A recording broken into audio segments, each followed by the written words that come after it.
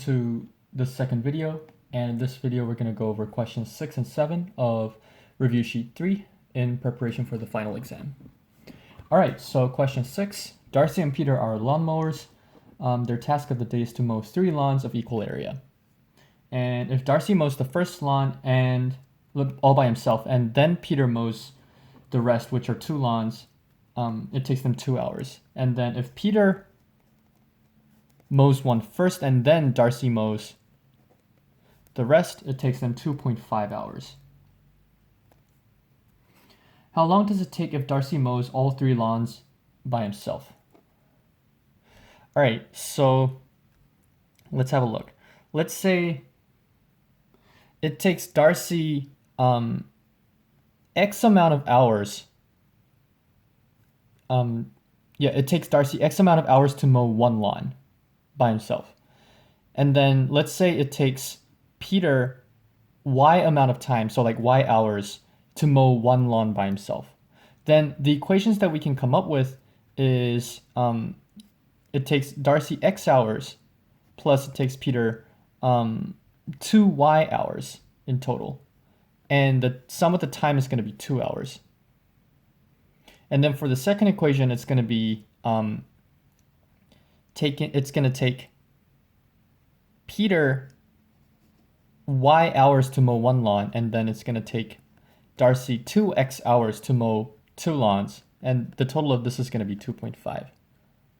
Then we have a simultaneous equation. So if we multiply the top equation by 2, we're going to get 2x plus 4y is equal to 4. And then if we subtract, we're going to get 3y. So this is going to be this equation minus this equation. So that's 4y minus y, which is 3y, is equal to 4 minus 2.5, which is 1.5. So y is going to equal 1.5 divided by 3, which is 0.5. All right, the question is, how long does it take if Darcy mows all 3 lawns by himself? Then we are interested in finding x. We're actually interested in finding 3x. And in order to do that, we need to find x. So if y is 0.5, from here, x plus 2 times 0.5, which is 1. So x plus 1 is equal to 2. So from this, we can see that x is going to equal 1. From this, we can see that 3x is actually going to equal 3. So how long does it take if Darcy mows all 3 lawns by himself? It's going to be 3 hours. All right, question B. How long would it take to mow 3 lawns if Darcy and Peter mow at the same time? So they start at the same time and they're going to end at the same time. All right, let's see. So x plus y, let's see. Okay, so let's see how long it takes for both Darcy and Peter. Wait, what's a good way of thinking about it? Okay, let's actually do this. Let's do how long or how many lawns can both Darcy and Peter mow in 1 hour? Let's actually calculate this. So in 1 hour, Darcy mows x, which is 1 that we calculated. And then Peter,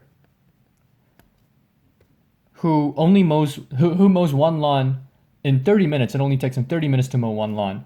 So in 1 hour, Peter's going to mow 2. So if it takes 1 hour for Darcy to mow 1 and Peter to mow 2, how long is it going to take for both of them to mow 3 altogether? Well, right now it seems like in 1 hour they both mow 3 lawns. So, whoops, there you go. So how long is it going to take both of them to mow 3 lawns? The answer is 1 hour.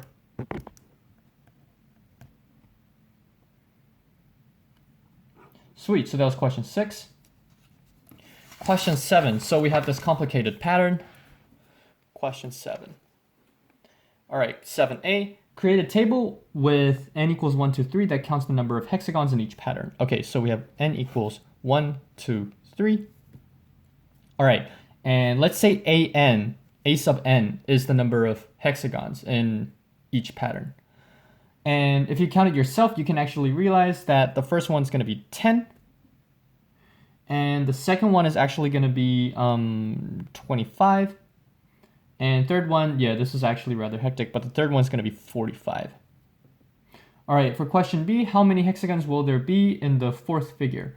You may draw if you wish, but this will take a long time. Okay, so for question B,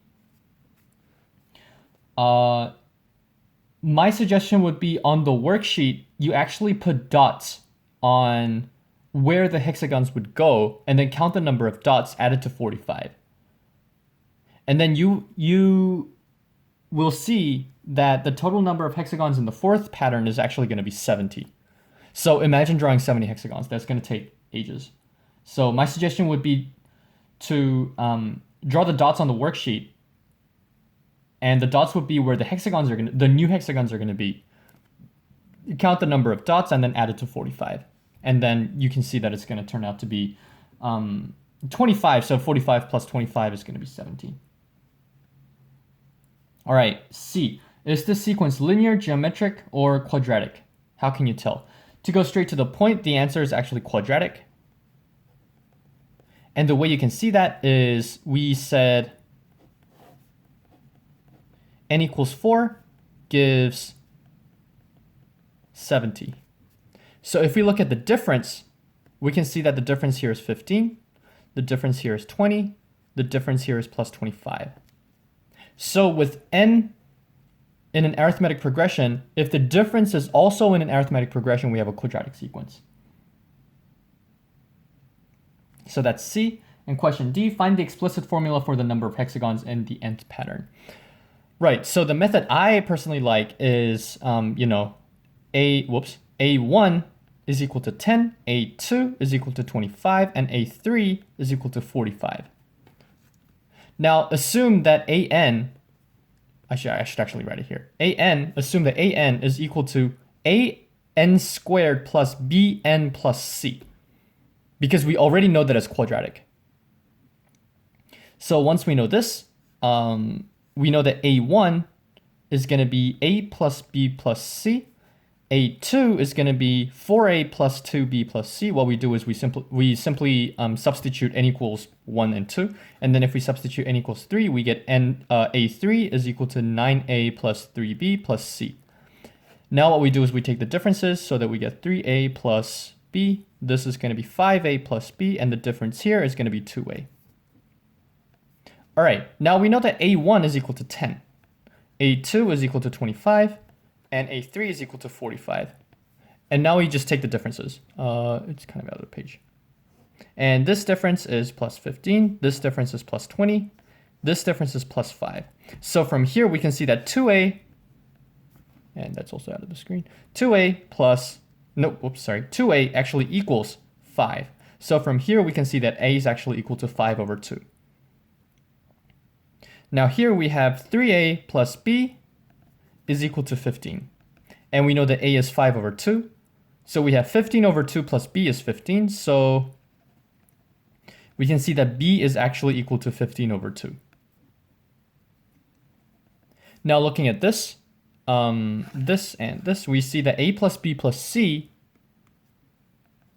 equals 10. We can see that A is 5 over 2, B is 15 over 2. So if you add these two together, we get 10. So 10 plus C is equal to 10. From this, we can see that C is actually equal to 0.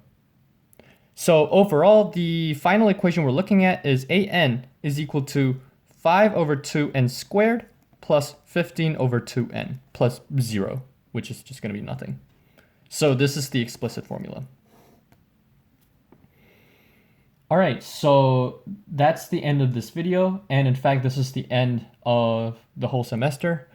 So yeah, I hope you had fun and good luck with the finals.